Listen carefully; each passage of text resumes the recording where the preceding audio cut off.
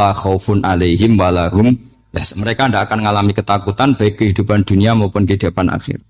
Bahkan para malaikat itu mengatakan ke wali-wali nahnu awliyaukum fil hayatid dunya wa fil akhir. Kita ini teman kamu, saudara kamu, mitra kamu. Terus cara berpikir niku udan niku rahmat. Terus termasuk tobat sing sah. Niku dawuh Imam Ghazali kon adus nganggo banyu udan sing ceblok langsung. Mergo nak liwat kenteng kadang kentenge iku hasil sumbangan proposal. Terus mun sing langsung mawon sing liwat plastik mun mboten mandi niku. Mboten mandi niku sing niku mau sama niku. Terus dulu di antara syarat tobat niku dawuh Imam Ghazali niku adus udan sing prawan, maksudnya sing asli ceblok saking putih langit niku langsung sampean ombe. Nak tepak nggih tobat, nak mboten tepak nggih lara niku. Kenapa sholat itu lebih indah ketimbang nikmatal wiqo misalnya, nikmatnya hubungan biologis? Jawabnya ulama itu gini, lucu jawabannya sederhana. Nikmatnya kamu punya anak itu apa? Jawabnya ulama itu lucu. Kalau sakit dia sembuh, kalau hilang dia datang. Saya ulang lagi ya, kalau sakit dia sembuh, kalau hilang dia datang. Sekarang orang tua yang punya anak sakit koma di UGD atau di emergency, itu senangnya tuh mengalahkan kesenangan apa saja. Kira-kira orang yang berhubungan intim atau yang hubungan biologis dengan orang yang sedang anaknya sembuh dari koma, senangnya senang mana? Senang yang melihat anaknya sembuh dari koma. Senikmat apapun hubungan biologis, senang anaknya yang hilang ketemu. Nah, kalau anak ketemu saja orang seseneng itu, apalagi kita di surga. Ketemu zat yang lama kita sembah, yang lama kita rindukan, yang lama kita rindu. Kemudian ketemu di surga. Maka tidak ada artinya surga tanpa melihat Allah Subhanahu wa ta'ala. Memang harus dijelaskan secara rohani. Akhirnya orang ngerti bahwa nikmat tertinggi di surga adalah melihat Allah Subhanahu wa ta'ala. Karena kalau anak-anak muda mungkin protes, ya enggak, ya enak kumpul sama widadari gini-gini. Wah itu kan yang trauma bojone jelek gitu. Wah itu yang bojone jelek mesti kesusu masuk surga karena itu sudah jelek, cerewet, nggak mati-mati kan gitu. Terus dia ingin masuk surga mesti niatnya welek. Mesti pikiran pertama itu kumpul widadari. Tapi ada ulama yang bikin analogi tadi. Misalnya istri kamu cantik. Kemudian anak kamu sakit, koma. Hubungan dengan istri sama dengar berita anak kamu sembuh, seneng mana? Seneng anak sembuh. Sama anak yang hilang, seneng mana? Anak yang hilang ketemu. Maka terus ulama bisa menjelaskan itu. Kalau orang ketemu anaknya seseneng itu, apalagi ini ketemu Tuhannya yang bertahun-tahun disembah. Kemudian tidak pernah melihat. Di surga itu nanti kita melihat Allah Subhanahu. Makanya Allah begitu bangganya mempromosikan surga. Surga itu apa? Surga itu wujuhu yauma idzin nadhirah ila rabbiha nadhirah. Yaitu wajah-wajah berseri-seri dan melihat. Itu tanpa dijelaskan seperti ini Anda akan janggal. Enaknya di mana? Tapi setelah dijelaskan detail gini oleh ulama, maka kita akan tahu. An-ni'matul uzma sing enggak ada perbandingannya adalah nikmat masuk apa? Surga karena melihat Allah Subhanahu. Ya jadi saya berkali-kali pokoknya minta sekali hadil umat harus umat yang rasional terutama dalam mengemban tauhid karena tauhid ini yang disebut kalimah sampai Allah mengistilahkan kepada Nabi Ibrahim itu waja'ala kalimatam baqiyatan fi aqibi. Kalimat tauhid adalah kalimat yang akan abadi di anak cucunya Nabi Ibrahim, baik anak cucu yang karena gen mau anak cucu yang karena sebab yaitu santri dengan kiai. Dan itu caranya gimana? Umat Islam jangan berhenti belajar mantek. Makanya di MGS, di Qudsiah, di TBS, semua pondok pasti ngajarkan mantek, di Bendan, ilmu logika. Itu tadi, kalau kamu tidak bisa menemukan tauhid dengan cara tadi, dengan cara al-alam mutaghayyir, wa kullu mutaghayyir hadis labudan min buktis, paling tidak pakai ilmu yang dilakukan Rasulullah SAW. Itu masyhur itu. Saya sering cerita di mana-mana. Ada orang namanya Jubair bin Mut'im. Muhammad bin Jubair bin Mut'im. Itu dulu dia kafir. Dia orang pinter sampai dipasrai jadi negosiator untuk mengurus tawanan perang Badar yang ditawan Rasulullah SAW. ketika datang di Medina, delalah pas maghrib. Nabi baca wattur wa kitabim mastur. Di antara ayat yang dibaca Nabi itu am khuliqu min ghairi syai'in. Masa manusia sebanyak ini kemudian mereka diciptakan oleh ketiadaan. Min ghairi syai'in itu oleh ketiadaan. Masa alam raya yang wujud ini, alam raya yang punya eksistensi ini kemudian penciptanya adalah ketiadaan. Padahal wal adamu la yakhluqu wa la yu'assiru wa la kadza wa kadza. Tentu sesuatu yang tidak ada itu tidak bisa dikatakan sebagai pencipta. Wong nggak ada, jadi faktor saja nggak mungkin apalagi jadi pencipta. Itu Nabi habis sholat langsung beliau sungkeman, ya Muhammad, saat ini juga saya iman. Karena logika yang dibangun ayat yang kamu baca itu menghabiskan semua logika saya. Intinya logika tauhid itu akan mengalahkan semua teori non tauhid. Itu yang disebut bal naqdhifu bil haqqi 'alal batili fayadmaghuhu fa idza huwa zahid. Kebenaran tauhid itu akan menghancurkan kekuatan apa saja. Fayadmaghuhu itu di tafsir Tobari disebut dorbatan tasujud dimah. Satu pukulan sing sampai menjadikan otak itu hancur. Lainnya disebut damagho, dimah itu maknanya otak. Maka kamu tidak usah khawatir kalau Islam didiskusikan di Uni Soviet, didiskusikan di Kanada, didiskusikan di Korea. Pasti kalimat tauhid akan mengalahkan kalimatul batil. Pasti ja'al haqqu wa zahaqal batil. Innal batila kana zahuq. Tapi syaratnya kita harus kuat. Makanya saya ini senang sekali yang namanya ngaji itu saya senang. Karena saya tadi bercita-cita ingin jadi dosen setelah mati. Karena di dunia sudah tidak jadi apa? Dosen. Saya ingin seperti Imam Amudi. Pertama ketemu Allah, beliau disuruh ngajar malaikat tentang ilmu apa? Matematika yang mengarah ke tauhid. Jadi diajarkan. Kamu tahu angka 2, angka 3, angka 4. Semuanya bersumber dari angka 1. Berarti semuanya berawal dari 1. Tidak tahu setelah itu malaikatnya dites lagi apa tidak tahu. Pokoknya pas itu malaikat ya paham semua oke. Kayak apa hebatnya umat Rasulullah Shallallahu Alaihi Wasallam? Karena akalnya kok. Sehingga kita harus kuat. Sehingga kalimat yang benar disebut kalimat haqqin alaiha nahya wa alaiha. Nah, kalimat yang salah disebut kaburat kalimatan takhruju min afwahim. Kalimat menjadi kalimat karena diucapkan. Tapi tidak menunjuk hakikat. Kayak ini misalnya, ini tutup, ini putih. Terus saya katakan hitam. Berarti saya mengatakan ini hitam sebagai kata-kata karena diucapkan, tapi tidak pernah menjadi hakikat karena hakikatnya ini putih. Itu hebatnya Quran. Makanya Quran kalau gue jelek orang kafir itu, gue jelek orang kafir itu sebut apa? Kaburas kalimatan takhruju min afwahihim. Tapi untuk kalimat tauhid dikatakan apa? Yusabbitu walladzina amanu bil qaulif tsabit fil hayatid dunya wa fil akhirah. Sebagian disebutkan wa ja'alaha kalimatam baqiyah. Kenapa kalimat tauhid itu kalimat yang abadi? Karena Allah sebagai Tuhan di dunia juga sebagai Tuhan di akhirat dan selalu Tuhan pada masa yang tidak terbatas. Itu disebut wa ja'alaha kalimatam baqiyah. Kemudian umatnya Nabi mengganti kalimat yang gampang. Allah punya sifat baqo, punya sifat akhir. Maksudnya akhir itu la akhirah lah. Terus semuanya.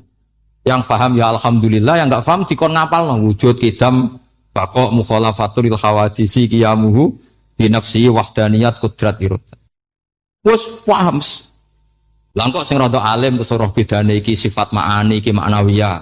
Cara Mu'tazilah ngene, cara ahli sunnah ngene. Wah itu sudah kejlimetan. Sementing wujud kidam. Nah, kenapa pertama yang disebut wujud? Karena yang membedakan kita dengan paham ateisme itu ya sifat wujud. Yaitu mereka mengatakan alam raya ini dimulai dari ketiadaan.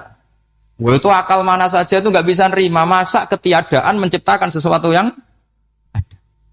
Maka kata Ibnu Hajar al-Asqalani ketika mentafsirkan mensarai hadis, salasun mangkunna fihi wajata halawatal iman. 3 hal ini kalau kamu faham maka menemukan manisnya iman. Manis. Manis itu enak. Terus kata Ibnu Hajar al-Asqalani, masih ingat betul dalam sarahnya Fathul Bari, wa yusamma inda ahlil aql, misalnya al-iltizat al-aqli. Agama ini mengajarkan kenyamanan cara berpikir. Coba kalau sampean seorang doktor atau seorang profesor atau seorang pinter, kemudian kamu dipaksa mengimani bahwa alam ini diciptakan oleh ketiadaan, itu bisa tidur enggak? Oh, enggak bisa tidur. Sampean misalnya orang pinter, dididik di kampus atau dididik di pondok. Alam ini yang wujud, yang menciptakan itu sesuatu yang tidak wujud. Kamu bisa tidur enggak kira-kira? Ini guru apa? Ini sarap ini. Mosok hadil maujudat khalaqahal adam. Sesuatu yang wujud diciptakan ketika. Tapi agama ini membawa sesuatu yang menyenangkan untuk akal. Yaitu hadhil maujudat khalaqaha wajibul wujud. Maujudat yang wujud ini diciptakan super maujud, yaitu oleh bahasa pondok disebut wajibul wujud. Kan terus seneng. Wajar dong kalau sesuatu yang ada diciptakan oleh yang ada. Lah tentu ada pencipta, terus ada super, disebut wajibul wujud. Kan terus enak. Nah, itu kata Ibnu Hajar al-Asqalani disebut wajadah halawatal iman. Sehingga kita tidak usah khawatir. Makanya saya itu termasuk orang yang nggak khawatir. Apapun rusaknya dunia ini, kacaunya dunia ini akan kalah dengan kalimatut tauhid.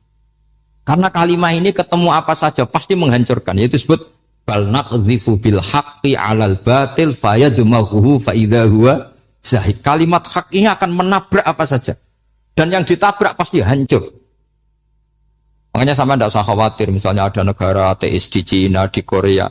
Kita yakin asal yang diteliti itu agama Islam pasti menang. Nah, yang susah kalau yang diteliti orang Islam, itu susah. Karena yang copet kadang-kadang ya umat.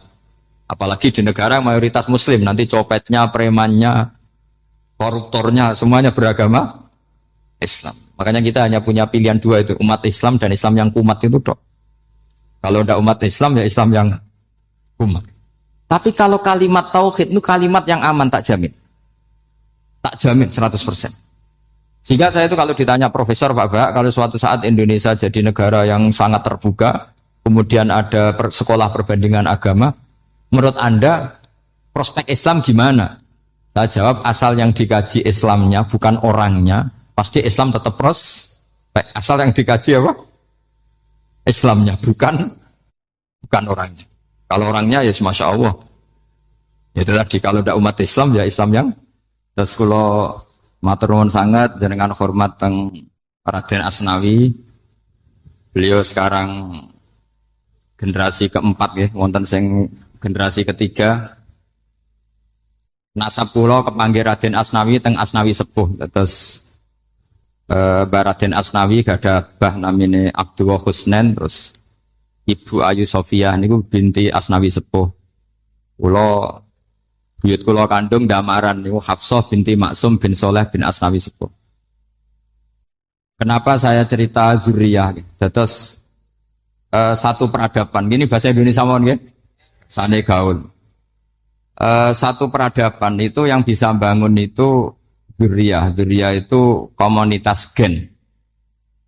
Meskipun nanti komunitas gen itu bisa disadap atau dibajak oleh orang-orang yang tidak gen. Jadi agak ilegal tapi itu sah. Karena sampean bisa misalnya kalah nasab sama saya, misalnya bilang nanti ketemu di Nabi Adam saja Gus gitu. Nanti pasti kita ketemu di siapa? Nabi Adam. Terus kedua, kekalahan nasab itu udah abadi karena nanti setelah jenengan ditanya di kuburan, bapak kamu siapa? Itu disuruh jawab Nabi siapa? Ibrahim. Terus kekalahan nasab sampean nanti berakhir di kuburan karena nanti dijawab siapa bapak kamu? Disuruh jawab siapa? Nabi Ibrahim. Jadi yang punya bapak Karmen apa itu sudah selesai, sudah nggak dipakai lagi. Nanti pakai siapa? Nabi siapa? Ibrahim. Nah, kenapa saya cerita bahwa nasab gen itu akan disatukan oleh satu visi ilmiah yang objektif. Gini ku jawe Nabi Yusuf, wattaba'tu millata abai Ibrahim wa Ishaq wa Yaqub. Terus dawe Nabi Yusuf, maka nalana an nusyrika billahi min syai'. Jadi saya ngikuti leluhur saya. Ini dengerin ya, saya ngikuti leluhur saya, yaitu Nabi Yakub bin Ishak bin Ibrahim. Leluhur saya itu siapa? Maka nalana an nusyrika billahi min syai', yaitu keluarga besar yang tidak pernah melakukan kemusyrikan. Ya, keluarga besar kami punya tradisi tidak pernah melakukan kemusyrikan. Dan bahkan itu dibahasakan tidak mungkin kita ini melakukan kemusyrikan. Maka lana itu kira-kira kalau bahasa Indonesia itu kita ini tidak mungkin melakukan kemusyrikan. Nah, kenapa demikian? Itu berangkat dari logika yang permanen. Disebut yusabbitu Allahu alladziina aamanu bil qouli tsabiti fil hayatid dunya wa fil akhir. Logika permanen itu begini misalnya. Kita ini kan hidup dari bapak dari ibu terus sampai Nabi Adam. Kemudian setelah Nabi Adam ini berakhir. Kemudian kita mau tidak mau berpikir Nabi Adam itu siapa? Terus diterangkan ternyata Nabi Adam itu satu makhluk hidup yang mulanya dari tanah. Lewat wahyu Allah, lewat titah Allah kun kemudian jadi manusia yang bernama Adam. Sebelum Adam ada bumi, ada langit, ada cakrawala macam-macam. Kemudian itu kita rumuskan lagi asal usulnya adalah tidak ada. Adamiyun makhdun. Akhirnya kita tahu bahwa alam raya ini diwujudkan setelah dari tidak ada. Nah tentu terus kita berpikir dari tidak ada menjadi ada itu pasti penyebabnya adalah sesuatu yang ada. Nah yang ada itu disebut wajibil wujud. Karena wajibil wujud ini wujud sendiri, nggak ada saingannya. Karena Allahu ala syai'amahu, Allah ada dan tidak ada pesaingnya. Maka kita ini berpikir nggak mungkin ada kekuatan manapun yang menyamai Allah. Sehingga nggak ada Yesus mungkin menyamai Allah, nggak ada Fir'aun, nggak ada Lata, nggak ada Uzza. Makanya disebut maka nalana an nusyrika billahi min syai'. Kita ini tidak mungkin melakukan kemusyrikan. Sama tidak usah tanya saya, Gus, tapi orang menjadi musyrik itu kan mungkin. Jawabannya itu tetap nggak mungkin. Kemusyrikan itu satu teori yang nggak mungkin. Tapi kalau orang musyrik itu mungkin. Tapi karena kita kenal yang membawa beliau banyak ke Korea. Saya itu beli pesolatan tuh bukan 1, 2 sampai 2 kerdus, 3 kerdus. Itu mulai saya niai sampai sekarang. Tak bawa ke Sragen, ke Solo 3, termasuk tak bawa ke Korea. Jadi mungkin ya ini GR saya ngaji di sini itu barokahnya jualan pesolatan. Tapi bukan jualan yang cari laba enggak, karena tak gratiskan, tapi itu dagang akhirat lah kira-kira gitu. Jadi kalau saya masuk neraka kita era pantas bakul pesolatan kok masuk neraka gitu. Kayak itu enggak pantas itu. Karena saya termasuk orang ya yang cara berpikir itu optimis. Dulu di sini ada orang alim alama namanya Raden Asnawi. Terus kemudian sejarah agak berpolemik, ada yang mengatakan beliau itu muridnya Syekh Nawawi, ada yang mengatakan tidak. Apapun itu yang saya yakini adalah beliau ya saling istifadah lah, saling bermanfaat bagi Syekh Nawawi Banten.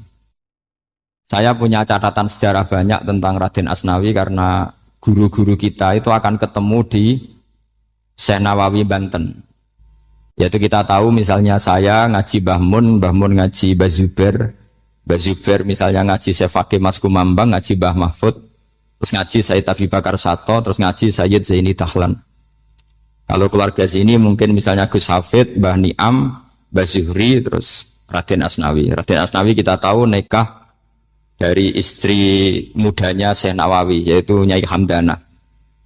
Saya sering diceritani Mbah Mun, terus Nyai Hamdana punya anak yang namanya Zuhriyah dari Syekh Nawawi. Kemudian setelah dinikahi Raden Asnawi punya anak namanya Zuhri, Minan, Ni'am, terus sampai ke Gus Hafid, Hafid bin Ni'am. Kenapa saya cerita ini? Karena kealiman itu adalah sesuatu yang dibanggakan Allah. Imam Amudi itu ulama ahli matematika. Jadi ada ulama itu ahli matematika. Dia nggak pernah ngajarkan pesolatan, zakat, sholat, tapi dia ngajar matematika. Kemudian dari matematika itu beliau menjadi ahli tauhid. Sehingga nanti Mungkar Nakir itu nggak akan tanya dia marabbuka wa manabuka, karena dia punya rencana. Yang ngajar tauhid itu saya. Jadi kalau dia malaikat akan marbuka, pangeran kamu itu siapa? Malaikat malah dilawan. Kamu pernah ngajar tauhid? Saya ini guru tauhid. Singkat cerita, saking keramatnya Imam Amudi, kata Allah, ya Amudi, presentasikan ilmu tauhid yang lewat jalur matematika ke semua malaikat saya. Semua malaikat saya tahu cara berpikir matematis. Karena malaikat itu imannya itu iman mauhibah, karena dia malaikat, ya iman karena tahu neraka, tahu surga, terus dia iman. Kalau kita enggak, kita iman tuh pakai logika, jadi lebih keren. Loh betul. Malaikat itu ketika bangga, ya Allah, apa ada orang yang imannya di atas kita? Jawabnya Allah ada. Siapa? Ya orang-orang kudus, kata Allah. Kira-kira gitu. Kenapa? Ya betul. Karena kamu iman saya itu wajar, kamu tahu saya, tapi mereka nggak tahu saya tapi iman. Kenapa bisa iman ya Allah? Karena mereka punya logika, punya akal. Akhirnya Imam Amudi disuruh sama Allah presentasikan logika tauhid kamu lewat jalur matematika. Malaikat disuruh dengerin semua, Isma'u ya malaikati, ini mimpinya wali. Terus Imam Amudi mulai mengajarkan nisbatul isnaini ilal wahid wa nisbatus salasa wal arba'ah ila ma la nihayatalah niku binisbatin wahidah, yaitu far'un minal asli wa huwa al wahid.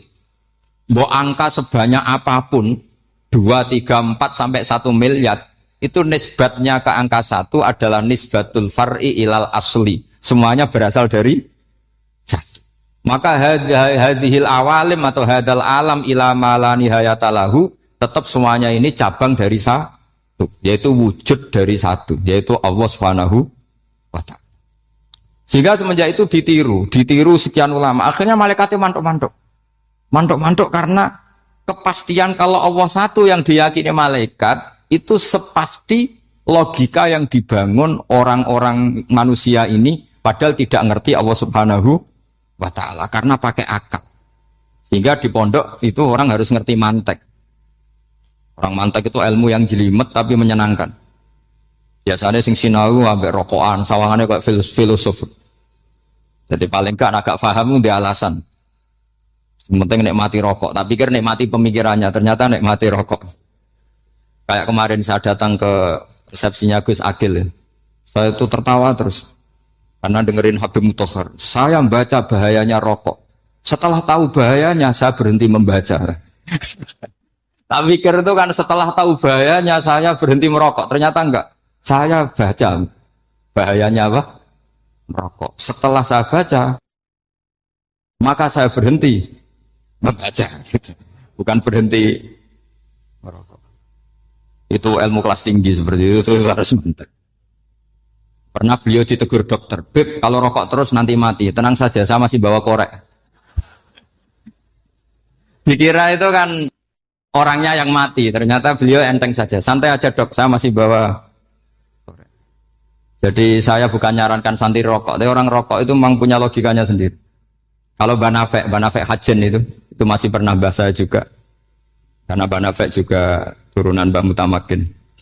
Hak, rokok itu haram tau ora? Nak cara kula darani haram sebuti bah. Lah iya, nak haram ya bener aku. Mulane tak obong, barang haram apike diobong. Jadi saya tuh gak, saya sama orang-orang sepuh itu tidak pernah menang.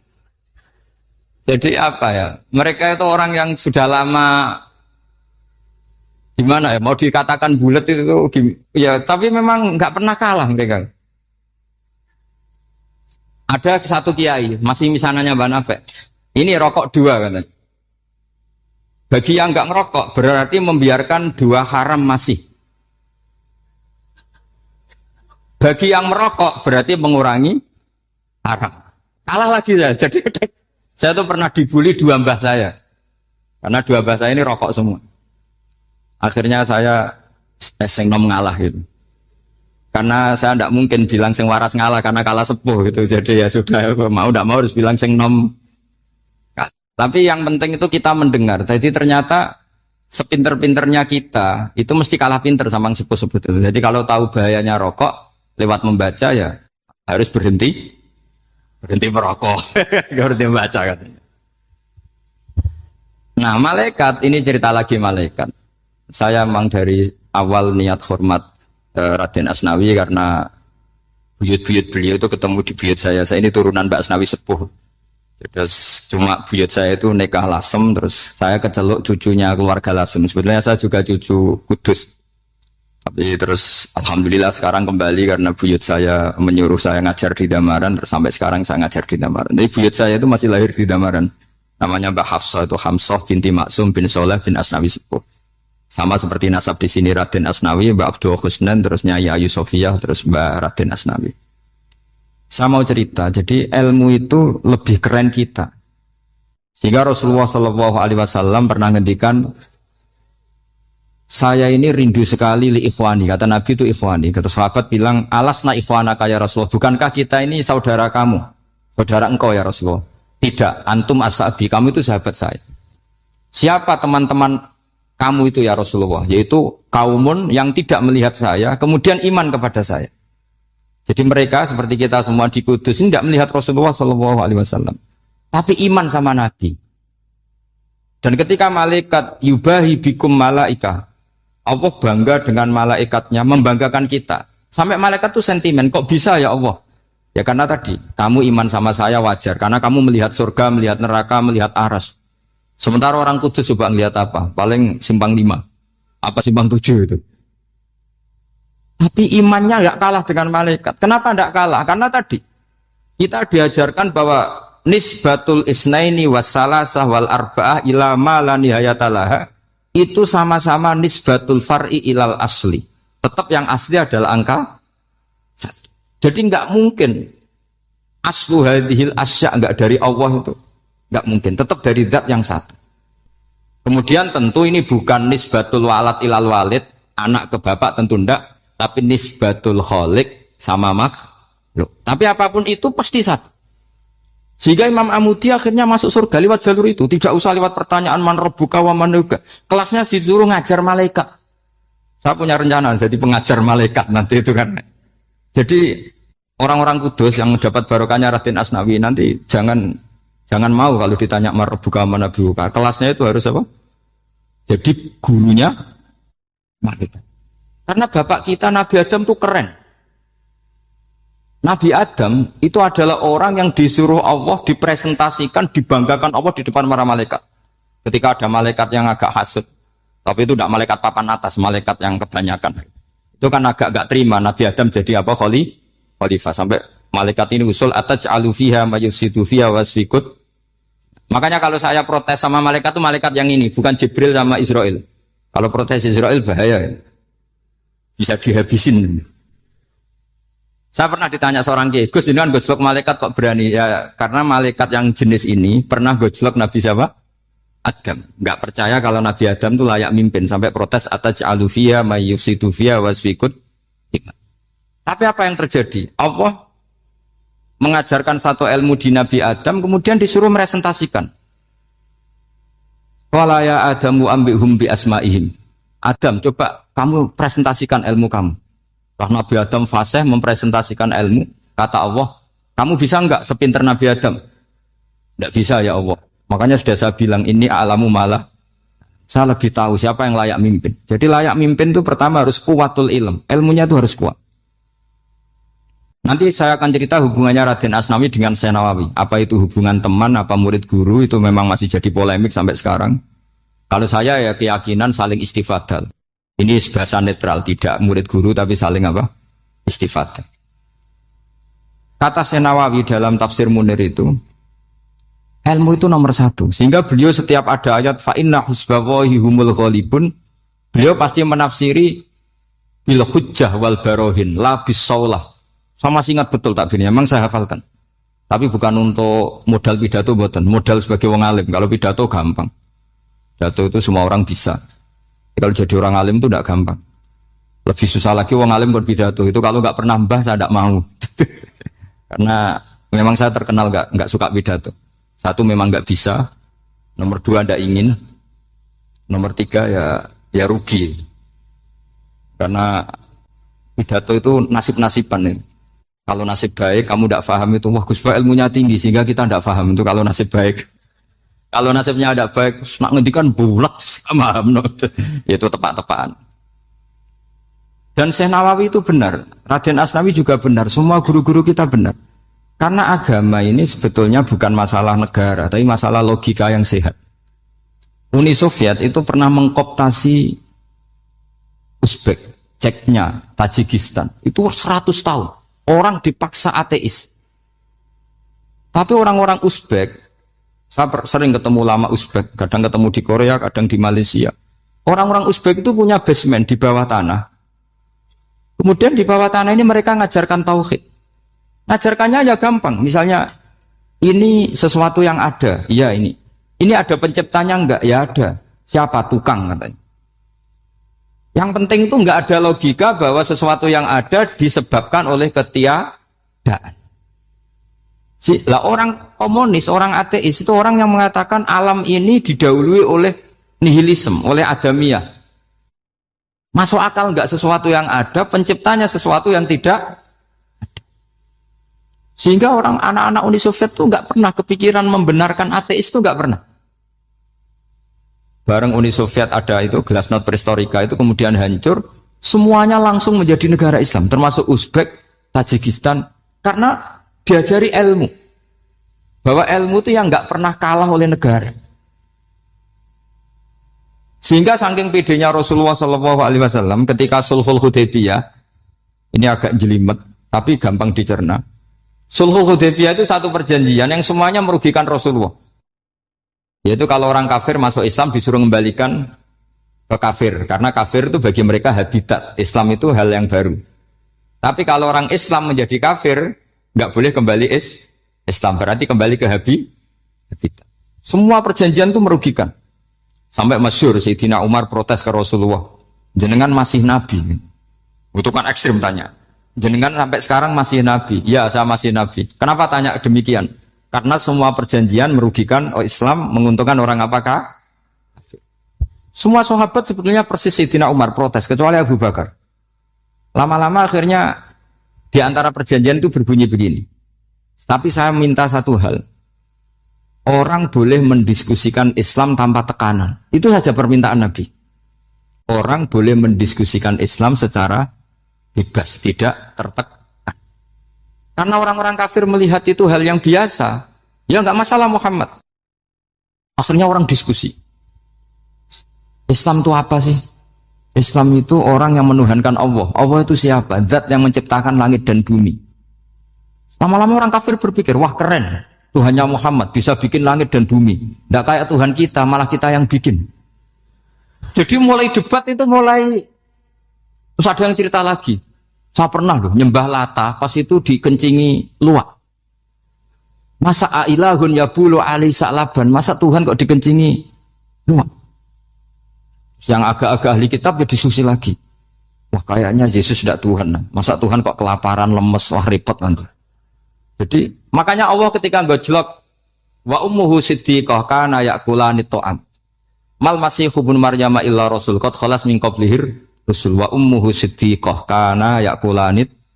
Coba paradok enggak misalnya. Kamu didolani Nabi Isa terus ketok lemes. Kenapa? Tuhan, saya agak sakit keroi dulu. Kan enggak kebayang itu. Punya Tuhan yang sakit setelah makan sehat terus. Kan enggak kebayang seperti itu. Ketika Nabi punya konsep Tuhan, Tuhannya Muhammad itu siapa? Yaitu zat yang la awalalah, zat yang pertama. Lalu Tuhan itu siapa? Tuhan itu yang menciptakan langit bumi. Tuhan itu siapa? Yang memulai segalanya. Lama-lama mereka berpikir, wah kalau gitu yang benar itu Islam. Maka kata Imam Zuhri, Syihabuddin Az-Zuhri, famaka nafathun fil islami a'zoma min sulhil Hudaybiyah. Innama kana an-nasu yatafadhaluna fil hadis wal munaza'ah. Semua teks riwayat itu ada kata wal munaza'ah. Orang bebas ngomong dan berdebat. Munaza'ah itu berdebat. Terus akhirnya falam yatakallam ahadun bil islami yaqilu syai'an illa dakhala fihi. Kemudian setelah berdebat dan mereka tahu Islam pasti akhirnya masuk. Dan itu yang sekarang terjadi di dunia. Makanya saya pernah ditanya seorang profesor, Gus, kalau di Jogja ada sekolah perbandingan agama menurut Anda gimana? Asal itu tentang agama, enggak apa-apa. Tapi kalau yang dibandingkan umat Islam itu jangan. Karena nanti kalau di Indonesia kira-kira yang copet itu ditanya agamanya juga Islam, yang koruptor juga Islam. Jadi kalau yang dikaji Islamnya enggak apa-apa, tapi orangnya jangan kata saya. Karena yang bulat ya Banyak yang enggak sholat ya banyak. Tapi kalau Islamnya saja, misalnya adu konsep tentang Tuhan. Masyhur kita mungkin banyak yang melihat itu debatnya Stanley Fischer sama Ahmad Didat itu. Tuhan kamu siapa ini itu sama Didat cerita Tuhan saya itu lam yalid walam yulad walam yakul lahu kufuwan. Itu spontan ada seorang mahasiswi bilang sepertinya Tuhan Anda lebih menarik kan? Karena Tuhan Anda yang menciptakan langit bumi, yang Tuhan ini kok lahirnya sudah di bumi, masa lahir-lahir langsung jadi Tuhan. Jadi akhirnya falam yatakallam ahadun bil islami yaqilu syai'an illa dakhala fihi. Sehingga agama ini apa? Agama itu adalah kalimat tauhid. Kalimat itu apa? Logika yang terbangun. Nah, ketika logika itu terbangun maka disebut yusabbitu Allahu alladzina amanu bil qaulis tsabit fil hayatid dunya wa fil akhirah. Allah itu akan menetapkan satu kaul, satu presentasi ilmiah atau satu kesimpulan ilmiah. Yang kesimpulan itu nyata benarnya. Dan ini akan nyata terus baik di kehidupan dunia maupun kehidupan apa? Seperti Allah sebagai Tuhan. Itu akan nyata terus. Di dunia Allah ya Tuhan, nanti di akhirat juga Tuhan. Tapi Tuhan selain Allah, maka menjadi Tuhan ini nunggu ada yang menuhankan. Misalnya Fir'aun, itu jadi Tuhan karena ada yang menuhankan. Sekali dia mati, dia sudah aset wisata, bukan Tuhan lagi. Makanya gejolokannya orang ulama Arab, kalau ketemu ulama Mesir, kalau gejolokan itu lucu. Orang Arab, ada Abu Jahal, Abu Lahab, penggaweane ngusir Nabi. Gitu. Itu gejolokannya ulama Mesir. Kata ulama Arab, kamu gayanya benci Fir'aun, tapi rizki kamu dari wisata melihat Fir'aun. Itu gejolokan. Gejolokannya ulama Arab sama ulama Mesir. Sehingga agama ini mengajarkan apa? Satu kalimat. Makanya kamu harus belajar mantek. Dulu Raden Asnawi ya pengajar mantek. Dulu buyut saya di sini Mbah Fauzan, abahnya Mbah Pah itu, mbahnya itu juga pengajar mantek. Karena di antara yang diceritakan Allah itu wa ja'alaha kalimatam baqiyatan fi aqibih. Tugas utama Nabi Ibrahim adalah menjadikan satu logika. Kalimah itu logika. Itu menjadi logika yang abadi. Baqiyah itu abadi. Fi aqibih di anak turunnya Nabi Ibrahim. Misalnya begini, saya beri contoh ya. Misalnya saya mengatakan teh ini hitam. Itu menjadi kalimah karena diucapkan. Tapi tidak menunjuk hakikat karena tehnya berwarna apa? Kuning. Sehingga Quran kalau menyalahkan orang kafir itu ngendikannya kaburas kalimatan takhruju min afwahihim. Omongannya orang kafir itu menjadi kalimat karena diucapkan dari mulutnya. Kenapa menjadi kalimat? Karena diucapkan tapi tidak menunjuk hakikat. Seperti orang mengatakan 2 ditambah 2 itu 10. Itu kalimat, tapi kalimat yang salah. Karena tidak menunjuk hakikat. Seperti orang kafir mengatakan Tuhan itu 3. Itu kalimat karena diucapkan, tapi tidak menunjuk hakikat. Tapi ketika seseorang mengatakan Allah itu Tuhan, Tuhan itu satu, itu disebut kalimatu haqqin 'alaiha nahya wa 'alaiha namut. Mriki tahlilannya wa 'alaiha napa wa biha. Wa 'alaiha napa biha. Wa 'alaiha ya ada yang tahlilan wa biha, itu enggak tahu sanadnya dari mana. Pokoknya ada yang wa 'alaiha, ada yang biha. Kenapa dikatakan kalimat tauhid? Karena kalimat yang dari kesimpulan berpikir. Dan agama ini dibawa Nabi Ibrahim itu untuk membawa kalimat tauhid. Ciri utama kalimat tadi, kamu yakin seyakin-yakinnya bahwa nisbatul snaini wassalasah wal arba'ah ila ma la nihayata laha itu kanisbatis snaini ilal wahid, yaitu semuanya far'un minal asli. Aslinya adalah wahid. Sehingga di kitab, saya pernah ngaji Mbah Mun, namanya kitab Al-Husunul Hamidiyah. Itu dikarang oleh ulama-ulama sekarang, itu diajarkan di MGS. Ini mbah-mbahnya Gus Akil, pendirinya madrasah MGS. Itu ada gambarnya di situ. Di situ ada gambar piramida, ada gambar hewan, ada gambar pohon. Kata yang ngarang, gambar sedetail ini, sejelimet ini dimulai dari nuqtah wahidah. Tetap dimulai dari satu titik. Dan ini disebut nuqtatil wujud. Jadi orang kudus sebanyak ini tetap dimulai dari satu orang, yaitu Adam. Adam dimulai dari ketiadaan. Lalu siapa al-mujid? Wujudnya siapa? Hanya Allah Subhanahu wa ta'ala. Sehingga ulama-ulama termasuk Syekh Nawawi itu paling suka ngendikan semua makna Quran dikumpulkan di Fatihah, Fatihah dikumpulkan di Bismillah, Bismillah dikumpulkan di Ba, karena di Ba itu ada titik nuqtatil wujud, yaitu disingkat bi kana makana wa bi yakunu ma yakun. Karena saya, kata Allah, semuanya akan ada. Dan karena saya yang enggak ada, semuanya suatu saat disebut nuqtatil wujud.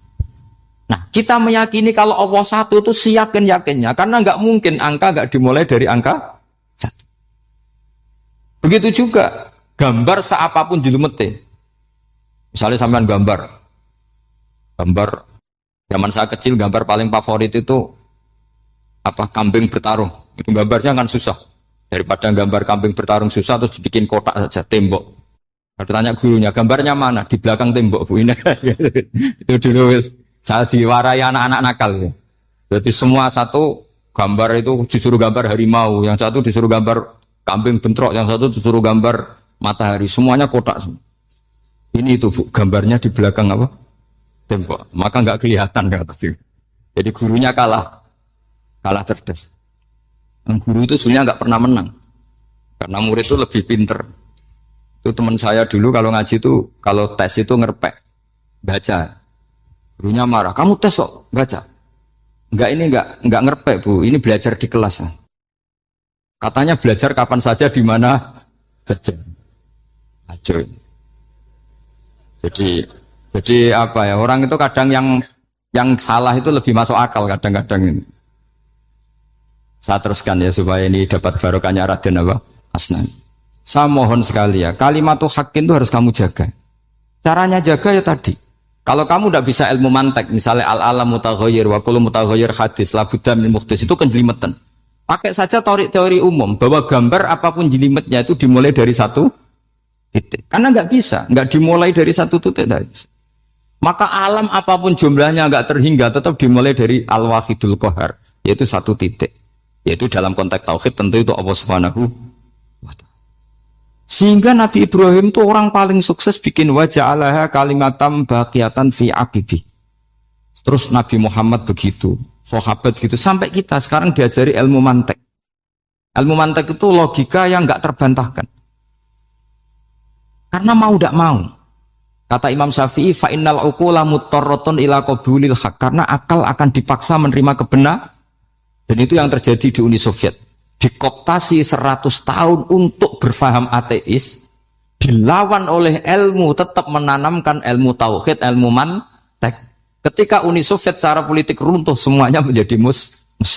Termasuk negara-negara yang dulu dikooptasi. Maka kamu tidak usah kecil hati di Indonesia, mau apapun rusaknya negara ini.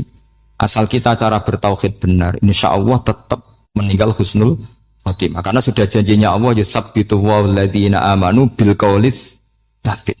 Sing jelas itu nomor satu tuh al qaulis tsabit. Memang itu logika yang masuk akal. Jadi jangan kira semua orang ditanya marrob, bukan, enggak. Banyak ulama yang enggak ditanya, masyhur itu dalam cerita keramat-keramat. Ada guru tauhid ngajarin tauhid. Setelah ditanya mungkar nakir, Imam Malik datang. Kamu nanya ini, man rabbuka man nabiyuka, kamu tahu ini guru Ummul Barohin yang tukang ngaji tauhid. Guru tauhid kok ditanya apa? Malaikatnya enggak jadi tanya. Dan saya percaya cerita-cerita seperti itu karena secara umum itu ala inna auliya Allahi la khaufun alaihim wa lahum yahzanun lahumul busyra fil hayatid dunya wa fil akhirah. Artinya kalau wali itu kok ditanya mungkar nakir berarti ngalami ketakutan.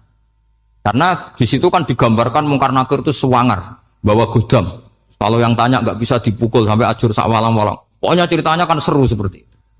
Nah itu kalau betul begitu terus ayat la khaufun alaihim wa lahum yahzanun kayak apa?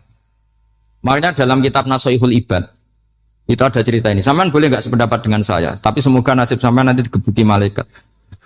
Karena orang itu akan mengalami seperti yang dirasakan. Ana indadzoni abdibi. Saya tidak bayangkan akan mengalami itu. Makanya saya ini ngajar tauhid terus. Paling tidak kalau ditanya marabbuka man nabiyuka, sampean tahu profesi saya. Saya ini pengajar tauhid. Dan biji saya 9. Dulu saya di MGS, kalau ada teman bijinya tauhid kok 4, segala ahli swarga, tauhidnya jeblok. Dari kalau bijinya 4 segala ahli swarga, tauhidnya apa? Jeblok. Tapi yang bijinya 9, yang ahli swarga, tauhidnya itu, saya dulu bijinya 9. Terus 9 terus sampai tamat. Karena nggak ada biji 10. Karena kalau 10 itu kan terlalu sempurna, nggak baik lah manusia kok sempurna gitu. Jadi sudah 9 aja kan. Tapi sebetulnya pantasnya ya dapat 10. Mergo sakake, mergo tenan enggak tahu saya. Di Nashaikhul Ibad itu ada cerita gini dan saya percaya itu. Di sarahnya itu. Juga di sarah apa itu yang disarai Senawawi itu. Pokoknya saya kalau ingat Raden Asnawi pasti ingat Senawawi. Saya tidak memastikan apa murid guru apa saling istifadah, yang jelas itu teman dekat, teman fil ilm. Sayyidina Ali itu pernah minta kasaf sama Allah. Saya percaya tidak semua orang alami marbuka ditanya itu. Ya Allah, saya minta kasaf itu ngerti alam gaib. Ingin tahu Umar. Jadi diam-diam Sayyidina Ali itu ya mangkal sama Sayyidina. Wong kok keras ngon. Angger wong kok tahu disentak, jajal wani nyentak malaikat tora, itu kata Sayyidina. Jadi dia minta kasaf karena kenangannya dia melihat Umar itu semua orang pernah disentak sama Sayyidina Umar itu. Sayyidina Ali minta kasaf. Ya Allah, saya ingin melihat Umar menghadapi Mungkar Nakir. Masih garangkah apa enggak? Itu dah, itu tidak. Minta kasaf. Pas kasaf beliau bangun dari kubur, duduk. Dilihat sama Sayyidina Ali ini ngalami kasaf. Sama ndak usah tanya. Ndak wali kok tanya. Ya sudah pokoknya percaya aja. Akhirnya malaikat Mungkar Nakir datang. Itu di situ digambarkan matanya itu kalkidril mughalla, kayak apa itu panci yang dibakar. Wah, soal seru. Semua nang Sayyidina Ali. Baru ini kamu akan takut gitu. Tapi ternyata enggak. Umar bangkit disewentak orang tua itu. Kamu tahu menghadapi siapa? Yang sopan. Sontak. Kaget malaikatnya itu karena enggak pernah ngalami disentak. Mungkin itu pertama. Kaget. Memangnya kamu siapa? Saya ini teman kekasih Tuhanmu. Saya yang diandalkan temannya sebenarnya bukan dia. Ana sohibu habibillah. Saya ini temannya kekasihnya Allah. Jadi dia mengandalkan temannya sebetulnya, bukan mengandalkan dirinya. Oh, kamu temannya Nabi Muhammad tuh? Iya, saya Umar, temannya Nabi Muhammad. Kamu harus hormat sama temannya kekasih kamu. Terus mulai itu. Akhirnya matur Allah. Ya Allah, apakah prosedur seperti ini bisa dinego? Sama Allah. Oh iya katanya. Kamu kalau menghadapi kekasih saya ya jangan seperti itu katanya. Semenjak itu beliau sopan santun, dua Mungkar Nakir itu. Jadi ini berita gembira. Jadi sebetulnya itu enggak. Tapi kita ini kan enggak punya nyali nyentak Mungkar Nakir. Semoga dengan gelar kita doktor tafsir, doktor tauhid gitu. Atau paling enggak guru kudsiyah tauhid gitu. Atau siswa terbaik dalam materi tauhid. Itu harus kamu bawa status. Jadi sehingga nanti ini saya ranking 1 tauhid, masih ditanya marbuka waman nabi. Dan itu menurut saya sah. Sampean enggak usah protes takbirin di, susah usah takbiran. Pokoknya takbirnya adalah wali-wali itu la khaufun alaihim walahum. Yes, mereka tidak akan mengalami ketakutan baik kehidupan dunia maupun kehidupan akhir. Bahkan para malaikat itu mengatakan ke wali-wali nahnu auliyaukum fil hayatid dunya wa fil akhir. Kita ini teman kamu, saudara kamu, mitra kamu. Masa mitra kok nutui itu kan enggak fair. Dan menurut saya paling efektif itu apa? Kamu harus punya rumus tauhid kayak Imam Amudi menemukan Tuhan. Imam Amudi itu menemukan Allah itu lewat ilmu matematika. Dan itu Allah saking senengnya disuruh ngajari para malaikat. Wa ya malaikati isma'u. Kamu harus mendengar, ini orang alim saya. Yang ahli matematika. Tapi justru itu ngerti bahwa asal usul alam itu minal wahidil qahar. Dari zat yang satu. Akhirnya Imam Amudi mulai ngajar tuh. Nisbatus naini wassalah sawal arba'a ila ma nihayatalaha iku kabeh iku far'ul wa